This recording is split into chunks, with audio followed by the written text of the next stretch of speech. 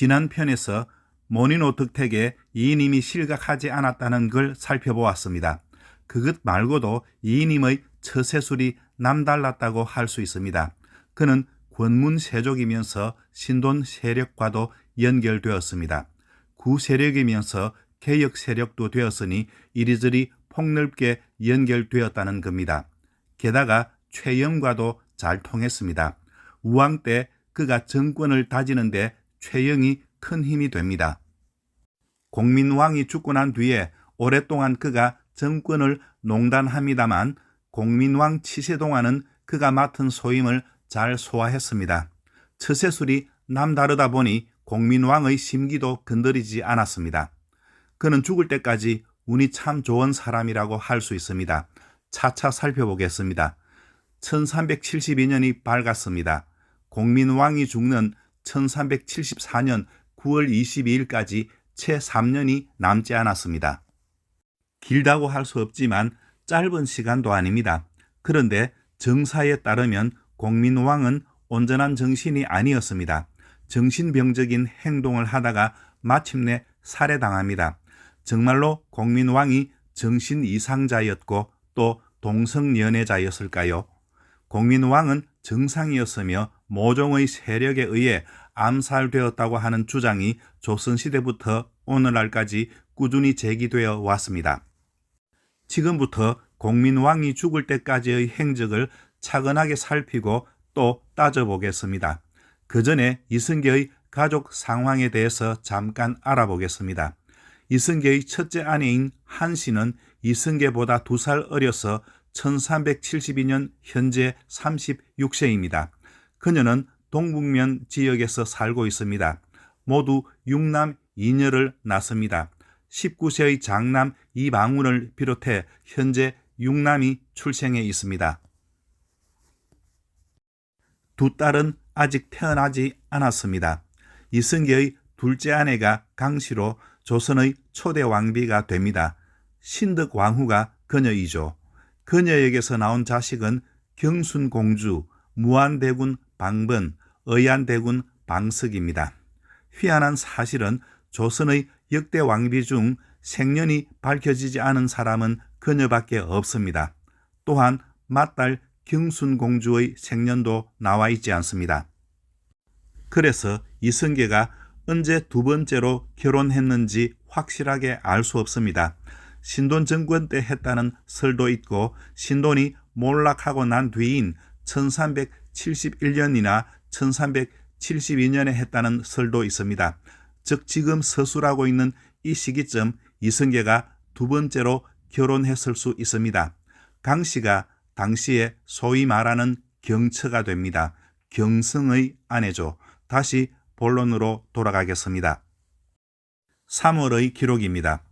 예부상서 오개남을 남경으로 보내어 말을 바치니 명에서 비스감 유경원을 간선 엄하사로 삼아서 오개남과 함께 탐라에 가게 하였는데 탐라에서 유경원과 목사 이용장을 죽이고 반란을 일으켰다.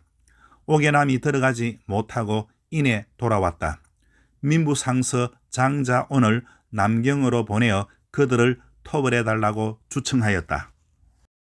홍무제가 9월에 조서를 보내어 반란을 토벌하라고 합니다. 하지만 그 이전에 제주 사람들이 반란 당사자들을 죽이고 항복해서 사태가 더 악화하지는 않습니다.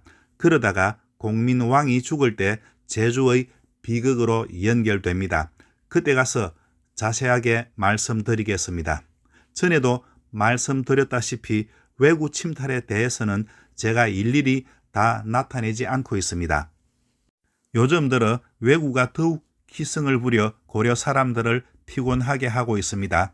7월 영전의 종루가 완성되었다. 왕이 또한 높고 크지 않다고 하여 다시 지을 것을 즉시 명하였다. 8월 영전의 망세가 완성되었는데 그 장식에 황금 650냥과 백은 800냥이 들었다. 영전에 대한 공민왕의 변덕과 집착이 여전히 드러나고 있습니다. 10월의 기록인데 제가 읽기 좋게 조금 고쳐서 썼습니다. 자재 위를 설치하고 나이가 어리고 예쁜 용모를 가진 자들을 선발하여 여기에 속하게 하고 대언 김흥경이 총괄하게 하였다. 이에 홍윤, 한안, 권진, 홍관, 노선 등은 모두 총애를 받아 항상 침실 내에서 시종하였다. 왕은 본래 여색을 좋아하지 않고 또한 감당하지 못하였으므로 밤에 노국 공주를 찾는 일이 매우 드물었다. 공주가 죽은 후에 여러 비를 드렸으나 가까이 하지 않고 밤낮으로 슬퍼하며 공주를 생각하다가 마음에 병이 들었다. 항상 스스로 부인의 모양으로 화장하고 어린 내비를 방 안으로 들여 그 얼굴을 보자기로 가리게 하고는 김흥경과 홍윤무리를 불러들여 난잡한 행위를 하게 했다. 왕은 옆방의 틈으로 그것을 보다가 마음이 동하게 되면 곧 홍윤 등을 침실 안으로 들여 자신에게 남녀의 행위와 같이 엄행하게 했다. 수십인과 치르고 멈추었으니 이 때문에 늦게 일어나고 혹은 뜻에 맞으면 상을 내리는 경우가 많았다. 왕은 후사가 없는 것을 염려하여 홍윤과 한안에게 여러 비를 강제로 욕보이고 아들을 낳게 하여 자신의 자식으로 삼고자 하였다. 정비, 해비, 신비 등은 죽음으로 저항하여 따르지 않았다. 이후 익비궁으로 행차하여 김흥경, 홍윤, 한안 등으로 하여금 간통하게 하였으나 비가 거절하자 왕이 금을 빼내 치려고 하니 비가 두려워하며 따랐다. 이후 이들은 왕명이라 거짓으로 속여 수차례 왕래하였다.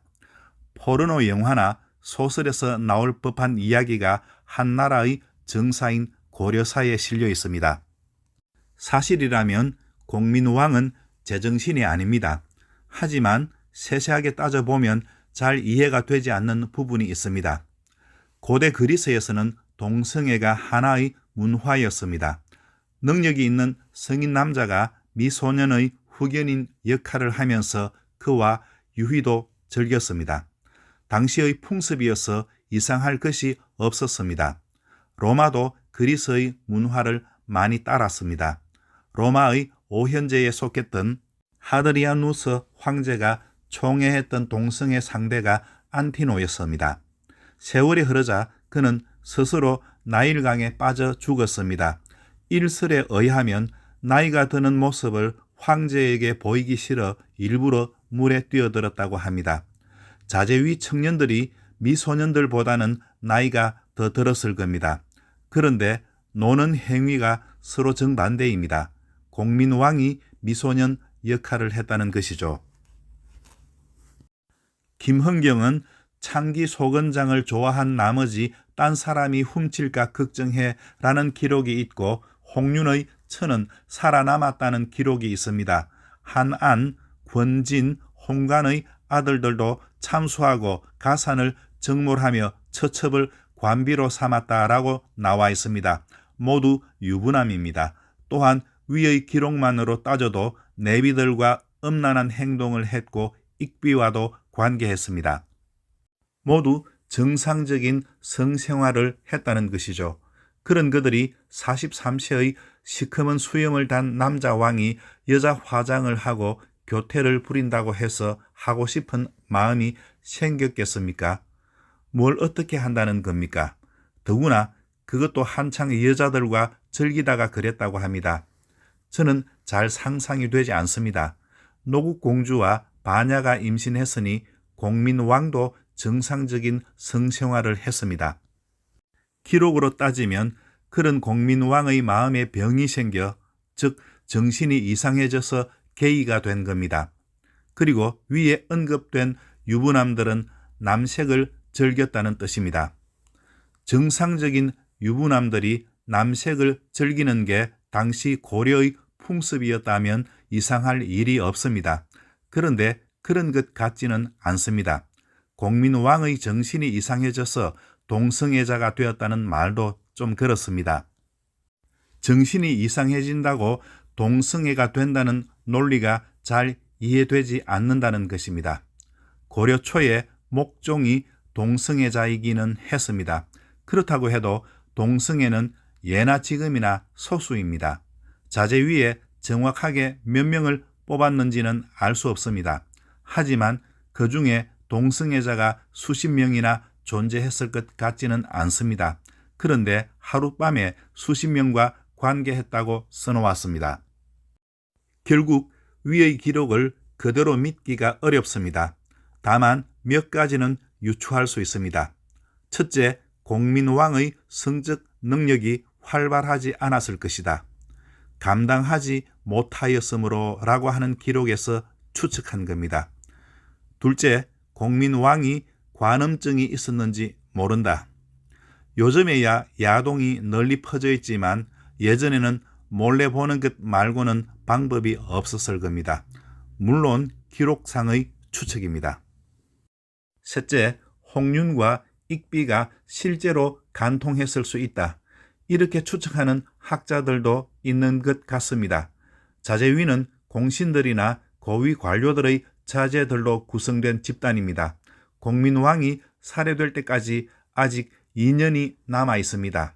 아무리 밤에 몰래 끌어들여 그 짓을 벌인다고 할지라도 눈치채이게 되어 있습니다. 실제로 그랬다면 그래서는 안 된다고 간언하거나 상소를 올리거나 하는 사람들이 나와야 합니다. 그 많은 신하 중에 특히 당사자들인 고위 관료 중에서도 그런 사람이 없었습니다. 자기 자식이 그런 줄 알고서 어떻게 가만 있었겠습니까? 명덕태후도 마찬가지입니다. 아들이 그런 짓을 하고 며느리가 그런 짓을 하는데 가만 있었다는 뜻입니다. 더욱이 홍윤은 공민왕의 이종사촌인 홍은박의 손자입니다. 명덕태후에게는 친정 쪽의 정손자가 됩니다. 아들과 며느리가 정손자와 더불어 차마 입에 담지 못할 몹쓸 짓을 벌이는데도 2년 동안이나 그대로 둔게 됩니다. 결국 실제로는 그런 일이 없었다고 추측할 수 있습니다. 또 한 가지 주목할 게 있습니다. 후사가 없는 것을 염려하여 라고 기록되어 있습니다. 모니노의 존재를 무시하고 있습니다. 아마 이것은 조선학자들이 우왕을 가짜로 만들려고 의도적으로 복선을 깔아놓은 것 같습니다. 나중에 폐가 입진으로 연결되는 것이지요. 그렇다면 공민왕은 무슨 이유로 자재위를 설치했을까요? 다음 편에서 계속하겠습니다. 좋아요와 구독을 부탁드립니다. 감사합니다.